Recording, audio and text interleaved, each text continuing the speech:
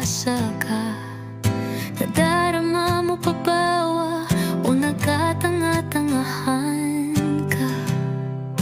Mahal ka ba o baka nilalamig na? Baka ikaw na lang ang nagmamahal sa inyong dalawa. Hindi mo alam kung nagsasabi ba siya ng totoo.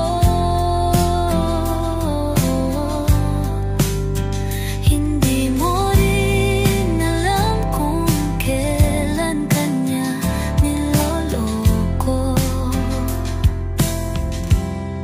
Mahal mo, pero mahal ka pa ba? Mahal mo, pero may mahal din siyang iba. Ano bang susundin ng puso't isip mo? Ang mahalin siyang may kahati ka, o baka walan siya kahit nasasaktan ka?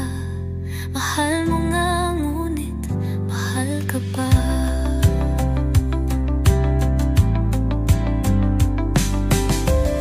Nagising ka na ba sa katotohanan? Wala na siya kaya't hayaan na.